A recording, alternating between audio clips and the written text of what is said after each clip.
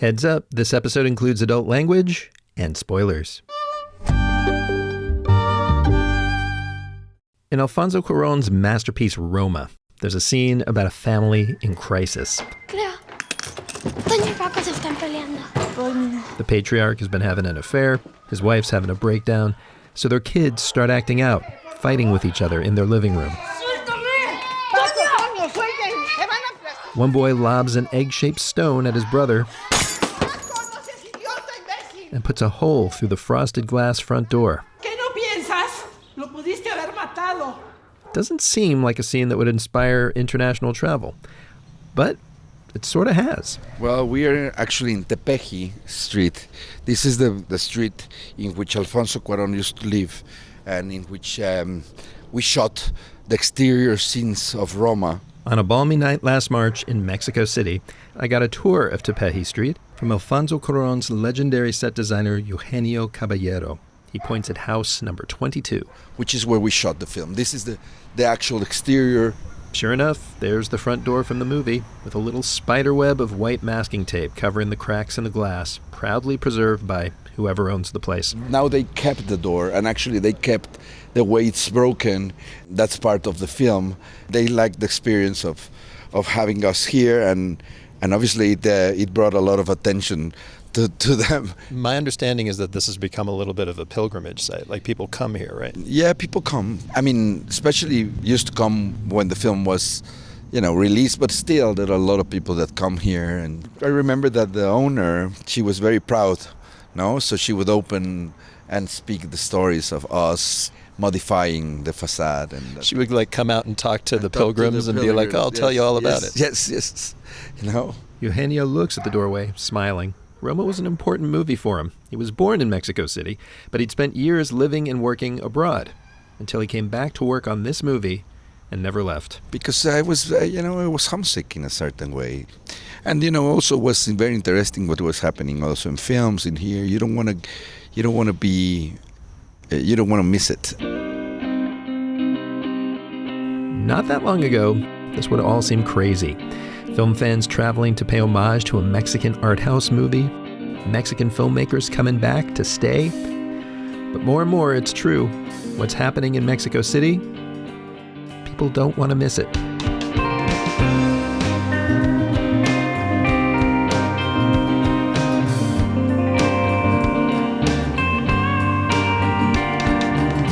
I'm Rico Gagliano. Welcome back to the MUBI podcast. MUBI's the streaming service that champions great cinema. On this show, we tell you the stories behind great cinema. We're in the middle of season 8. We're calling it Traveling Shots. Every episode, I'm taking you along on a tour through the film culture in a different international city to meet its best filmmakers, learn about the cool, sometimes crazy ways people there make and watch movies, and try to understand why they do it that way. This week, it is Mexico City, the 5th biggest metropolis on the planet, just a 2-hour flight from Hollywood, that had its own booming movie industry for decades, until for a while, it didn't. There was a sense that the cinema that Mexico had done, the cinema in Spanish, had completely disappeared in a way. That is superstar actor and producer Gael García Bernal. He has starred in shows and films from The Motorcycle Diaries to Mozart in the Jungle, but he launched his career in the Mexican movie that turned everything around. It is a film that when you're growing up in Latin America, but I think everywhere in the world right now, it became a necessary pathway into adulthood to watch it. Coming up, you're going to hear from Gael, Mexican indie star Lazaro Gabino Rodriguez, and many more about how one of the world's most influential film cultures almost literally rose out of rubble. So buckle up. We're taking a ride through the sprawling history of Mexico City cinema, past and present.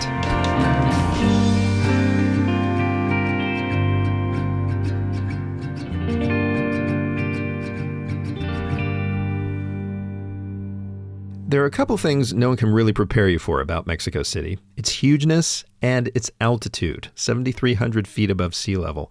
My first day in town last March, I'd walk like one super long block and then have to lean against something for a second, gasping for air. But that afternoon, I got my breath taken away for totally different reasons. That is a 50-piece orchestra making incredible music in a sleek mid-century production hall at Studio Churubusco. Established in 1945, it's one of the iconic backlots of Mexican cinema. Here in the music room, We have rehearsals for orchestras that are going to play live with the projection of a movie. Like we had the rehearsal for Whiplash, for La La Land, and for Coco. That's my guide, Madison Valencia. She also manages the studio's social media. She told me this orchestra was rehearsing to play along with the screening of the anime Knights of the Zodiac, which I'll admit I'd never heard of. But there are plenty of movies that shot here, which your average cinephile probably has. Madison walks me into Churubusco's cavernous 7-story tall Studio 4. It's empty except for some guys in a corner building a set for a commercial. But 63 years ago, it was full of genius. Okay, we're in where? We are in the Studio 4, where The Exterminator Angel was shot. The Exterminating Angel, Luis Buñuel's surreal classic about a bunch of bourgeois socialites at a fancy house party who find they can't leave. So this is where, somewhere in here, Luis Buñuel was like prowling around. Yes, of course, yeah. Decirle como anécdota que cuando estaban haciendo El Ángel Exterminador. Mario Argumedo chimes in. He's a longtime movie technician who practically grew up on this lot. He knows all the lore. Vino de visita Marilyn Monroe. Okay, so when they were shooting The Exterminator Angel, one day just Marilyn Monroe came to visit. Yeah, Marilyn Monroe. That was 1962, when the movie stars were huge, and Churubusco, which is pretty big even today, was huger. We had a jungle set, we had a Midwest town set, a desert one, an artificial lake. It was the last heady days of a Mexican filmmaking era with an appropriate name. What we call the golden era of a Mexican film. That's Eugenio Caballero again. He says the golden age kicked off in the 1930s and then really got turbocharged by a not-so-golden event, World War II. Mexico and Latin America were American film consumers since film existed, you know? But then in the war, the United States stopped making films. Or at least stopped sending as many to Mexico, thanks to wartime shortages of celluloid and restrictions on exports. And there was a market to feed. And Mexico basically filled up that market by creating films that actually permeate the whole Latin America. So many years, Mexican industry was very healthy. Yeah, with fewer Hollywood movies in the mix, Mexicans were watching mainly Mexican movies.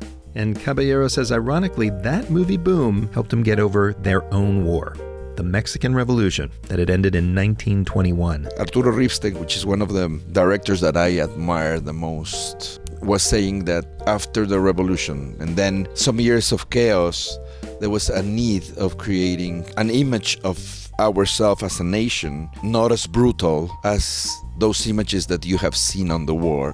You know, after a war, there's a lot of damage for a society, you know, like a civil war. So part of creating a modern Mexico was through films. Wow, it's like we think of ourselves as these people that are constantly at war. We're going to show ourselves as people that have a lot more going on. And there was a lot of more going on. And we believe that tale. And Mexican culture somehow treated the scars of war through art.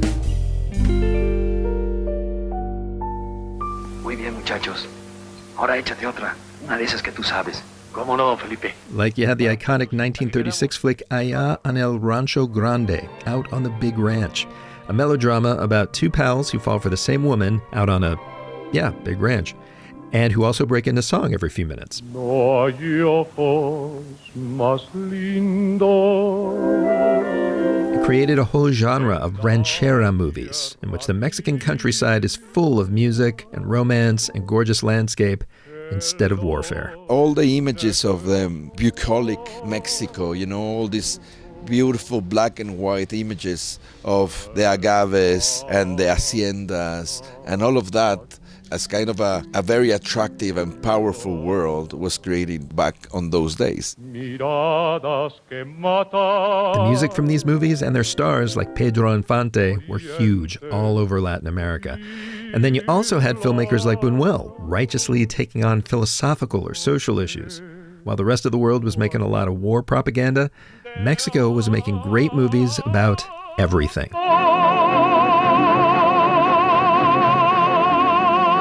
Until the war ended, Hollywood movies started trickling back in, and Mexico's golden age slowly turned kind of bronze. You know, the market shifted.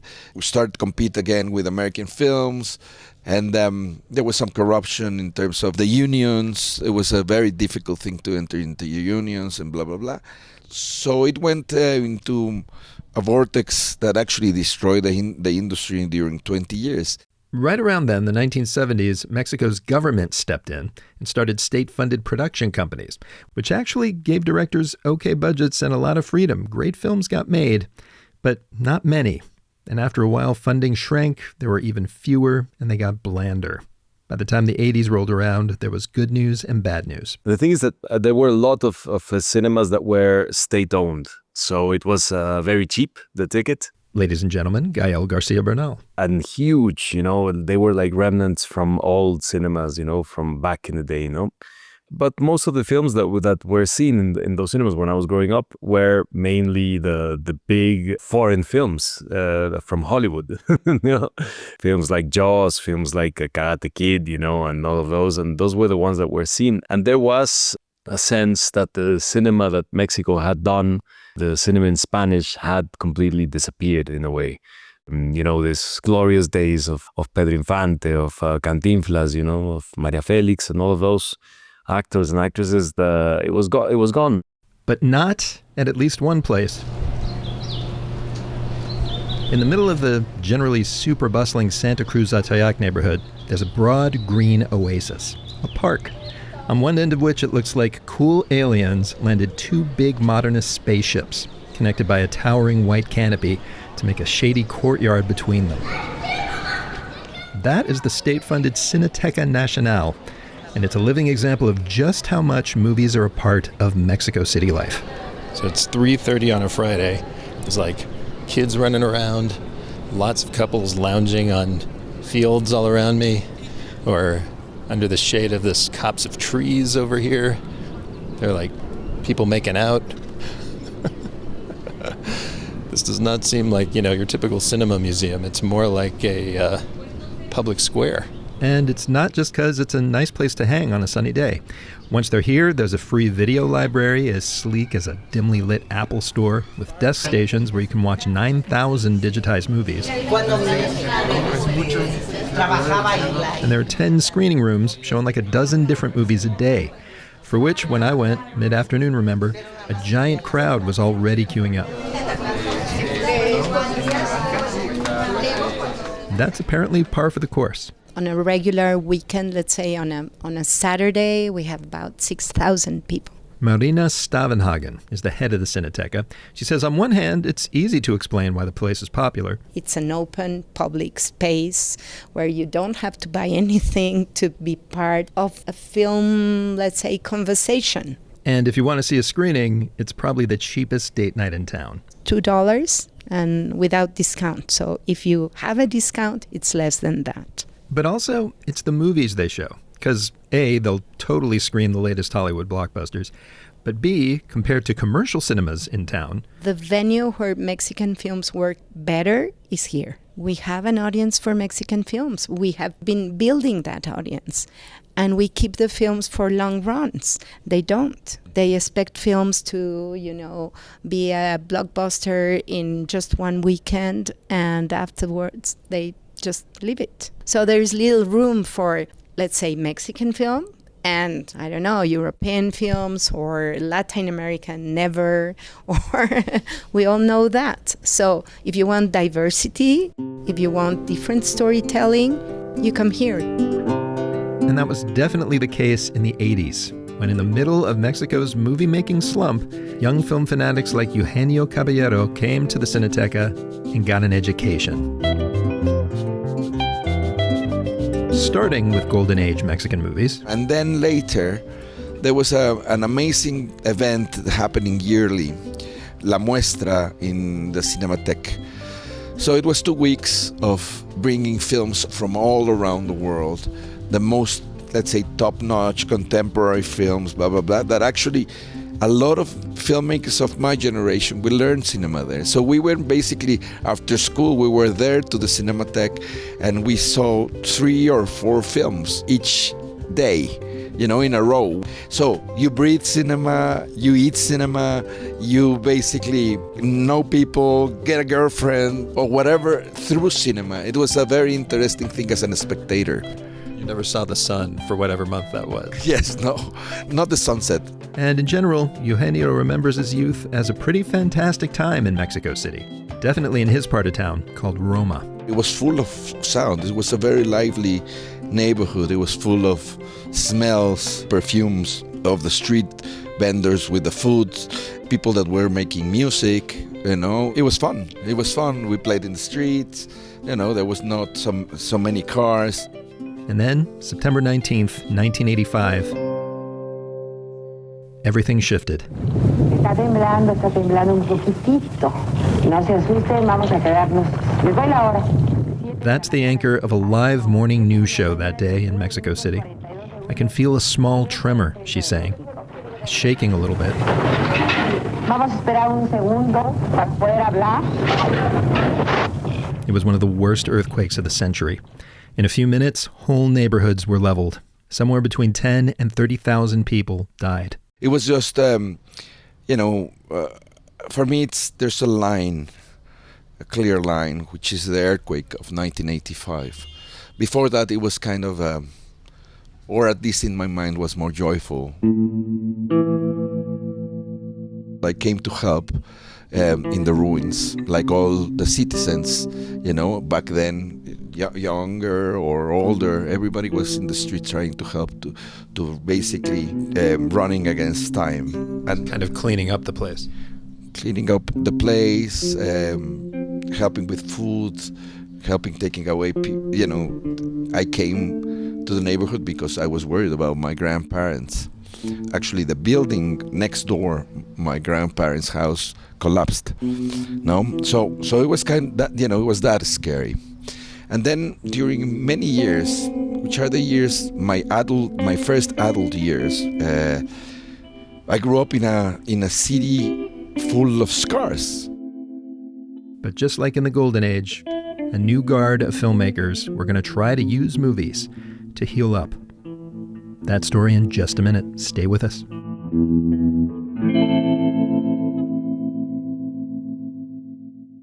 All right, everybody. MUBI is the global film company that champions great cinema, bringing it to you wherever you are in as many ways as we possibly can. We stream movies, we produce them, we release them in theaters, movies from any country, from legendary auteurs or brilliant first-timers. We've always got something new for you to discover. And hey, since we were talking about Mexican cinema today, I want to prepare you for something that we'll be bringing to you soon, a new 4K restoration of one of Mexico's greatest films ever, director Alejandro Inarittu's breakthrough movie, Amores Perros. Came out back in 2000, and I'm not going to give away too much of the plot now because guess what? In the next act of this episode, we're going to tell you all about the movie and how it totally changed Mexican cinema, not to mention launching the career of its star, Gael García Bernal. You will hear him tell you all about that in a minute.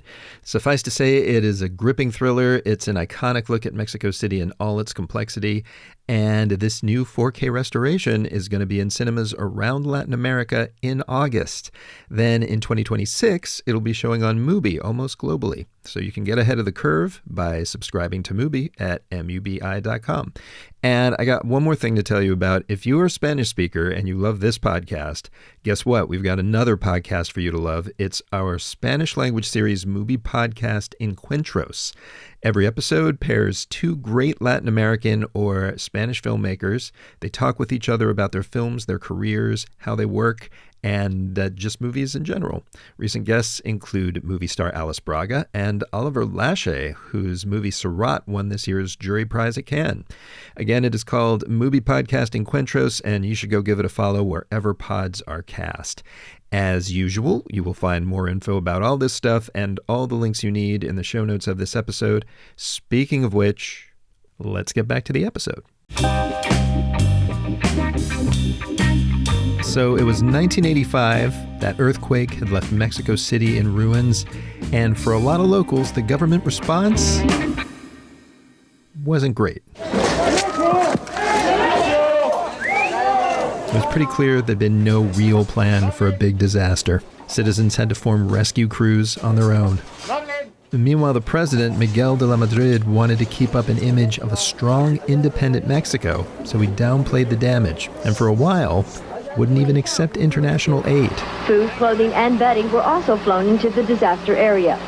Other emergency airlifts are scheduled, despite the Mexican government's announcements that such supplies are not needed. And Gael García Bernal remembers people were pissed. The earthquake was definitely culturally something that, it had huge political manifestations because it was the end of a facade, the end of an architecture of power and corruption that had completely taken over.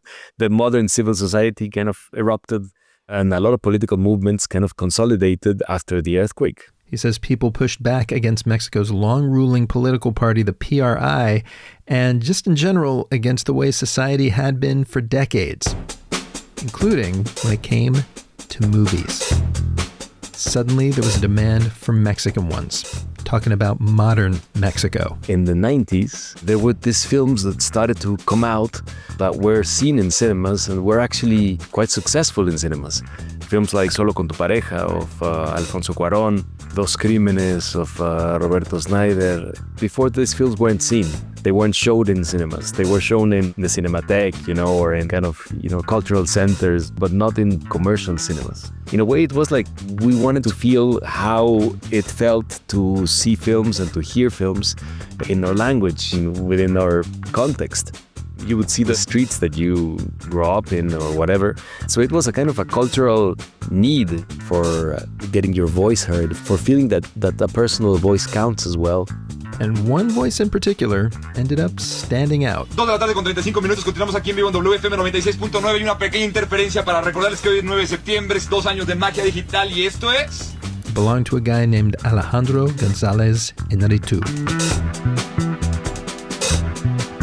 Yeah, Inarittu, actually he has like a kind of an unconventional career path because he was a radio DJ and a host for Mexico City's most influential rock stations. That's Sandra Gomez. She was a Mexico City movie producer for years. Nowadays, she is MUBI's own senior director in Latin America. He was really well known, and there were a few DJs in this station that were the young, cool, trendy guys of the moment, and he was very well known among youngsters and people that was engaged in pop and rock and new wave. Eventually, instead of just spinning music, Inarittu started composing it for Mexican movies. And then he got behind the camera directing commercials, including one for his own radio station, starring an up-and-coming actor. We did a commercial together when I was 17, and basically it was me crying in a room. That was the clip. And what he says is that when we were doing it, he told Rodrigo Prieto, who was the photographer of this commercial, he told him, when I do a film, I want this guy to be in the film. There's something there. Sure enough, in 1998, Inarittu sent Gael the script for his feature debut, written by novelist Guillermo Arriaga. It was called Amores Perros.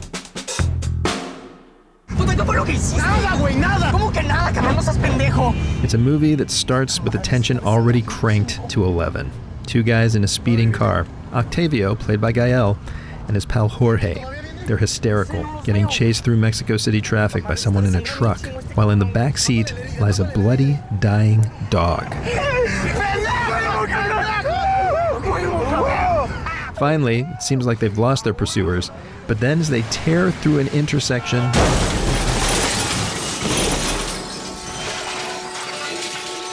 the rest of the movie unfolds in flashbacks and flash forwards, telling 3 different stories about 3 people before and after the crash. Octavio, who turns out to be a poor kid trying to earn cash from dogfighting, the woman he smashes into, a rich TV star, and a hitman who sees it happen. It was fractured, epic, violent, not your standard Mexican movie. Didn't even look like one. It had an interesting way that it was shot as well, with this very risky silver retain mechanism that was very risky because you could lose the negative. It had a lot of an ambition that was very pure, very honest, and very visceral. Even so, it didn't seem to Gael like a movie that was going to launch him on a 3-decade film career. Because back then, in Mexico, realistically, no film could. In the year of Amores Perros, which was 1999, there were only 6 films made that year.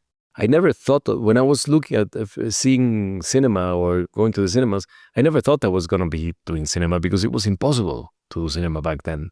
But that was about to change for him. Amores Perros debuted at the Cannes Film Festival May 2000. Not in the main competition, but in the more art-housey Semaine de la Critique, Critics Week. It was at 1 or 2 p.m. on a Thursday or Wednesday. We arrive and there's like 70% of the people in the cinema. You know, there's still places. And I remember Alejandro and Marta Sosa and a few of the producers were actually worried. Because there weren't that many people there. Yeah, there weren't that many people. But I saw the film and my first realization, because it was the first time I saw it, was okay, we finished the movie. It's done. People are gonna see it. And so we come out of the cinema, we're all excited, crying, you know, very emotional. And immediately we start to get a lot of attention. And a lot of people are starting to talk about us and wondering who we are. There's an agent that tells me, we would love to represent you. And I'm like, what? You know, like an agent from a big US agency, you know? This is all happening at Cannes? Like within days? Not within days, within hours. And when the movie hit Mexico City cinemas a month later, Sandra Gomez says word spread just as fast. I came here to Mexico City to study in the university. The film was releasing and it was like a huge, huge success. Everyone was talking about this film. This film was playing everywhere.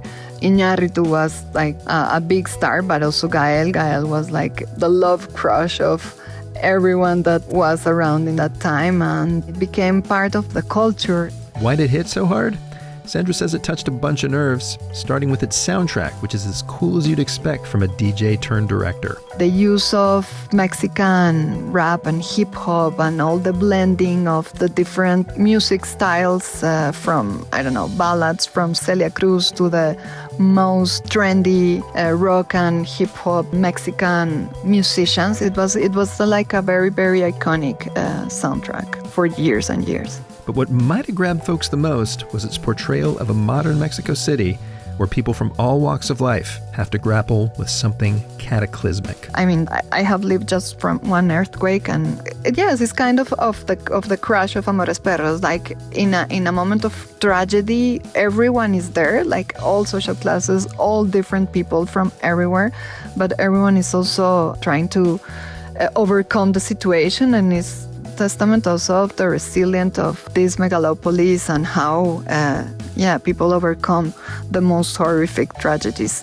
Yeah, I'm not going to tell you the stories in Amores Perros end happily, like at all, but they do end with most of the characters somehow surviving, in spite of everything. Gael says it's a message that resonated way beyond Mexico's borders, especially with a certain demo. It is a film that when you're growing up in Latin America, but I think everywhere in the world right now, it became a necessary pathway into adulthood to watch it. The same way that for me it was Clockwork Orange. It is a film that leaves you with a kind of feeling of where is humanity going? What's gonna happen now? Where is this going? For the Mexican film industry at least, now there was an answer for that. It was going up.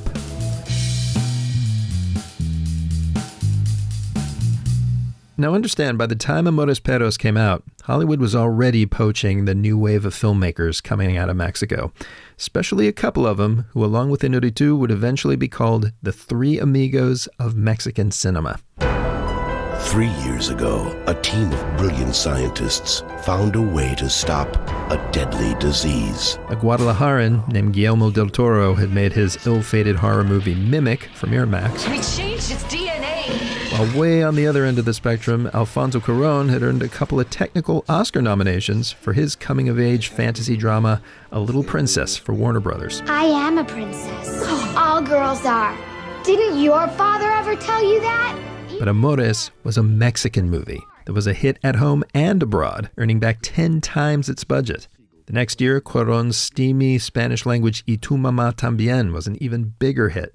Suddenly, new Mexican cinema was all the rage. Private companies were funding Mexican indies.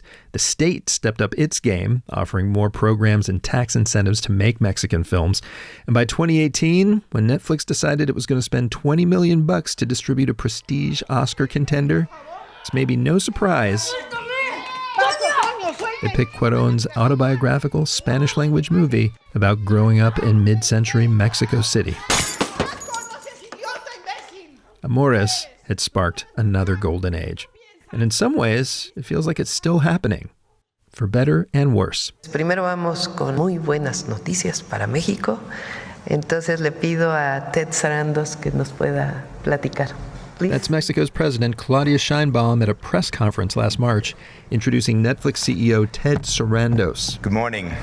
Who had an announcement to make. Today, I'm happy to announce that Netflix will be investing $1 billion to produce series and films in Mexico over the next 4 years. Now, I first heard about this from the Cineteca Nacional's Marina Stavenhagen. I was surprised by the news. She wasn't. It's already happening, you know? I mean, it was just made public, but it's happening. They are producing along with Mexican production companies. Oh, it's been happening for a while now.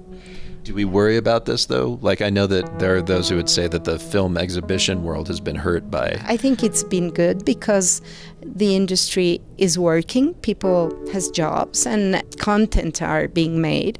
I mean, on the other side, of course, there are some concerns, you know, like labor. Of course, they come to Mexico because labor is cheap here.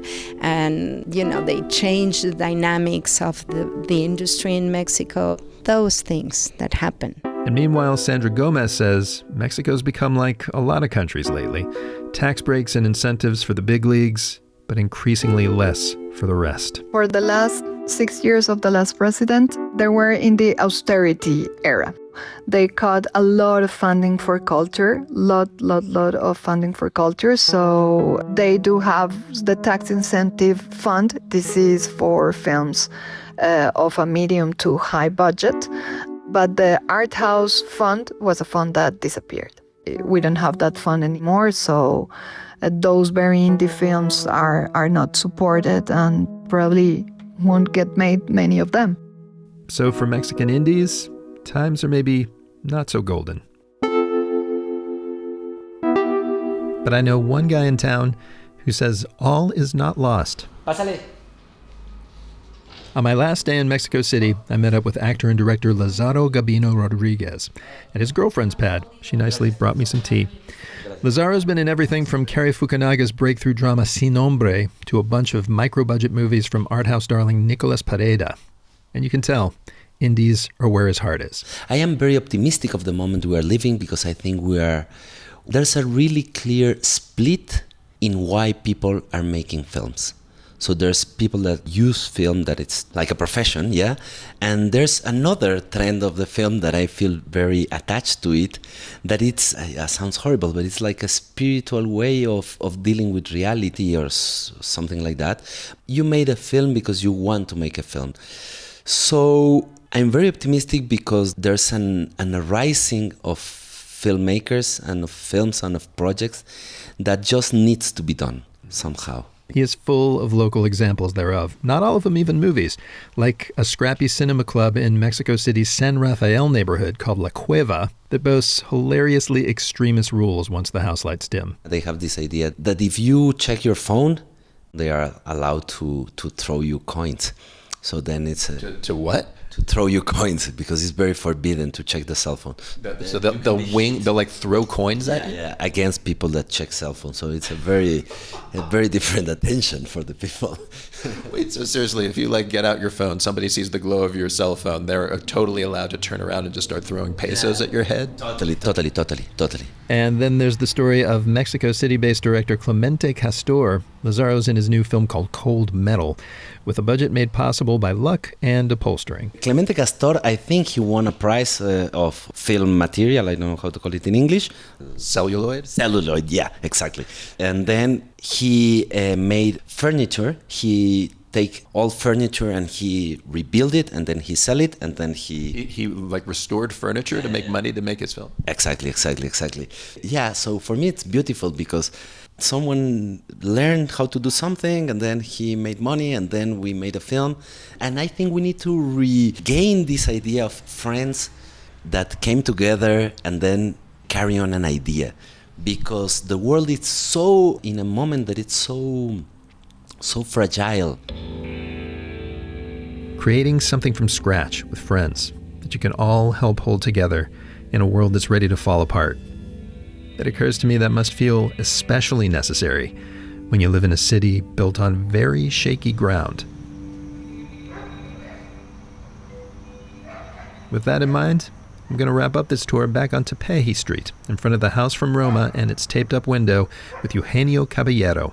He says in a way, you can still see the aftermath from the '85 earthquake of his youth, and a lot of his set design. You know, my films, Pan's Labyrinth, The Impossible, you know, all of the films that I do, or a lot of films that I do, they have a little bit of chaos and destruction, you know. And I think that comes from that time, you know. You're right. As I'm thinking about them, they all have, as much as they are beautiful and can be polished, there's also a little bit of the ruin to all of the look of all these films. Yeah, that's part of it, you know. I have a tendency to go there in my mind. And that's because that's what was familiar. But there's at least one exception in his filmography, a shot from Roma.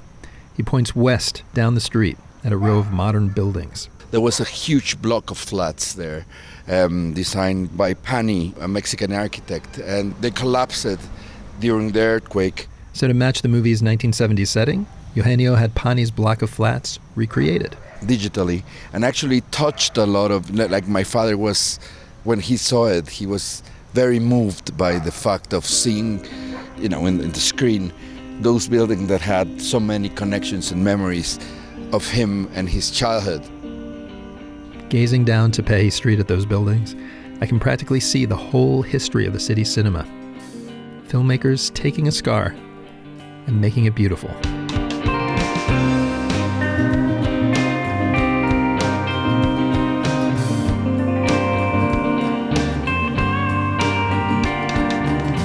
And that's the MUBI podcast for this week. Follow us to hear more of my travels through the world's film scenes.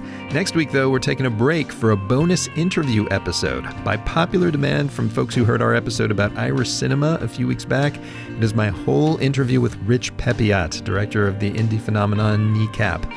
Among other things, you'll hear him talk about wrangling his party animal provocateur stars. For example, when we first set out on the film, it was like, right, there's kind of all these fake drugs that the art department's made. And they were like, no, we'll just do real drugs. Follow us so you don't miss it. Meanwhile, if you dig us, leave a 5-star review wherever you listen. Tell them we're not your standard movie chat show. Also, if you got questions, comments, or instructions on how not to butcher words in your language, send them to us. The address is podcast@mubi.com. And now let's roll credits. This show is written, hosted, and edited by me, Rico Gagliano. Kira McEniff is our producer. Michelle Lanz is our story editor. Jackson Musker is our booking producer. We got assistant producer Kat Kowalczyk. Stephen Colon mastered this episode. Martin Ostwick composed our original music, except the song Hot Smoke by the band People with Bodies. Thanks this week to MUBI's team in Mexico City, especially Laura Samuels, everyone at the Cineteca and Studio Churubusco, and as always, Karina Lesser. The show is executive produced by me, along with F.H. Eckerell, Daniel Kasman, and Michael Taka. And finally, to watch the best in cinema, subscribe to MUBI at MUBI.com. Thanks for listening. Go watch some movies. And travel tip for Mexico from Lazaro Rodriguez: don't reach for the mild salsa, for God's sake. Now in Mexico, this hat that is being quite popular makes salsa spicy again, because now we have so many people from the States and abroad that salsa in the taquerias is not even spicy anymore, and it's just like, what? Really? We've like dumbed down your salsa even. I'm sorry. Exactly, yeah.